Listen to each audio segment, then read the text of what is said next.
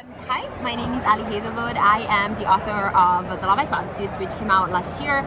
It's a rom-com set in STEM academia about a girl who ends up fake dating this really scary professor in her department. And my next book is actually coming out in a month, and it's called Love on the Brain. And it's a story of a neuroscientist and an engineer who end up having to collaborate on a project at NASA. So, with your background in neuroscience, Feel free to keep this in. with your own how does your own background in neuroscience influence your work?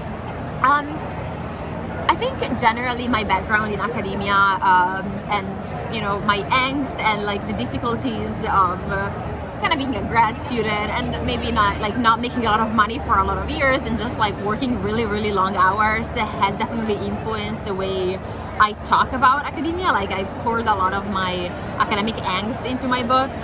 My first book isn't really related to neuroscience, but my second one definitely is.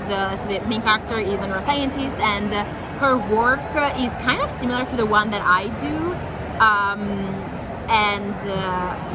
I guess the things that I like about neuroscience, I had my character kind of do them as her job, so it was kind of like a nice way of falling in love with my job again. Well, and I'm assuming that you grew up as a fan of romance novels and rom-coms. I did. What are some of your favorites? So my favorite authors are, there's many. Definitely Sherry Thomas. I love, she writes historical mysteries and historical romance novels. Something that I love is that she tends to write a lot of characters that kind of bond over a passion, and a lot of times this passion is they are both into paleontology, or they are both into science or into astronomy, stuff like that. Lalini Singh, she writes a lot of paranormal romance, and I just love her stuff. Lisa Kleypas is a big favorite of mine. Mariana Zapata. There's many more, but So you've mentioned a few that do, but generally speaking, in rom-coms and romance novels, you don't see a lot of women working in STEM. They're usually florists or something. So how important to you was it to bring your sort of world of science into your characters' lives? I think the reason I started writing about scientists is just that it's my own personal experience. I don't think that I set out to make a statement or write something that was,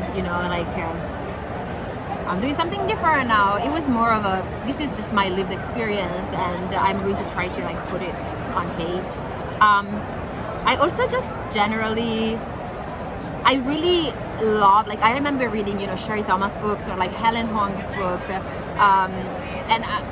in the Kiss Quotient, Stella, the main character, is a data scientist, data analyst, and I remember reading it and feeling so close to her, just because what she was doing was so similar to what I was doing. So I just really love the idea of my book being within the history of these other great authors that have written stuff about women in STEM and stuff that they like, or that they feel is important to them, and just knowing that maybe someone, there's some woman in STEM who's now reading my book and feeling the same that I felt when I was reading the Kiss Quotient, for example. Sorry.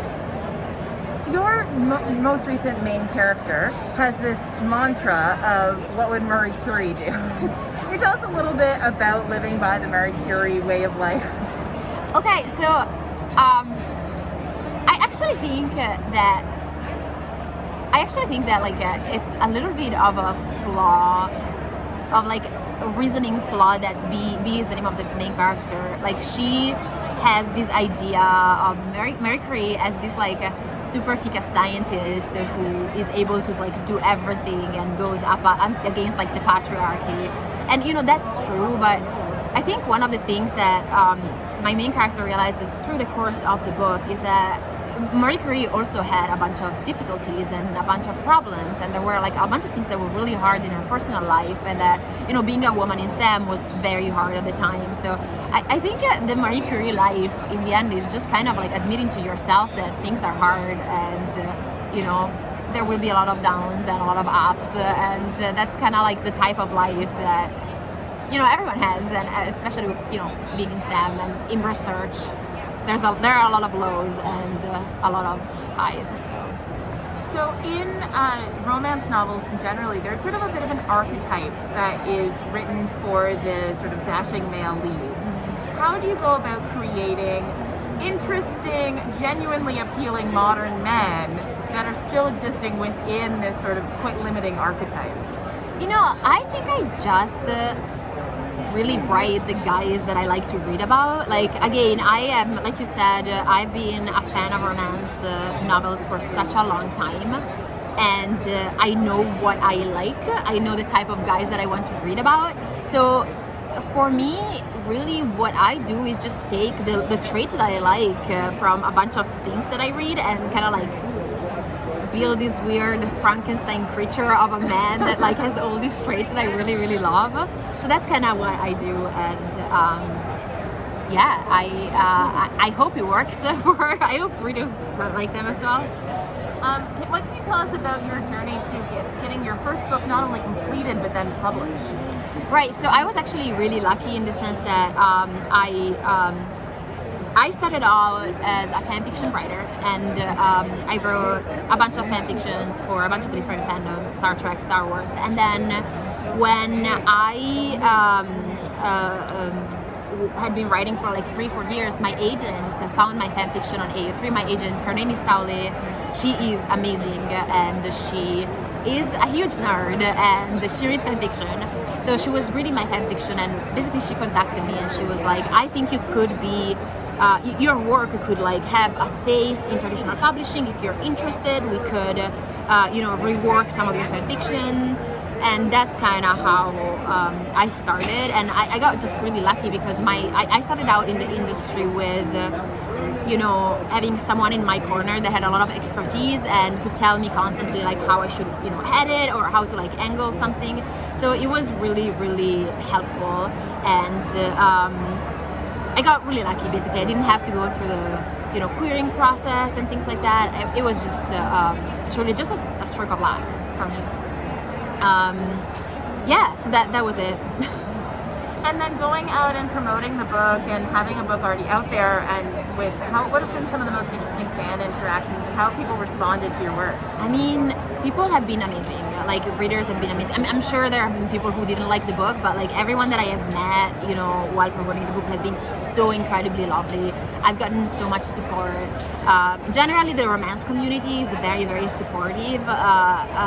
So I just had the most amazing experiences this past year. I got also really, really lucky because I mean, my book was translated in a bunch of different other languages, and like I literally just came back a week ago from Brazil. I was in Brazil for a week where I got to meet so many readers. I was like basically hanging out with my Brazilian editor the whole time. It was fantastic. I had the time of my life. So I just had like truly the best experiences so far. So tell us where we can find the book and you on social media. I am on social media. I am mostly on Instagram, and I think my handle is Ali Hazelwood, so that's just my name. I have a website that is, again, myname.com. I have a Facebook page that I don't really update very much, but I think it's also like Ali Hazelwood. And my Twitter that I really do not update, I really do not go there very much, is ever so Ali. And the book, I mean, I think my first book is pretty much available, you know, everywhere, every bookstore, and you know, libraries, of course, if you don't want to buy it and you would rather request it from your library. I also have, you know, 3 novellas that are out in ebook and in audiobook that you can find, I think, on all major retailers. And my next book will actually be out on August 23rd. It's called Love and the Brain, and again, I think you can probably find it pretty much wherever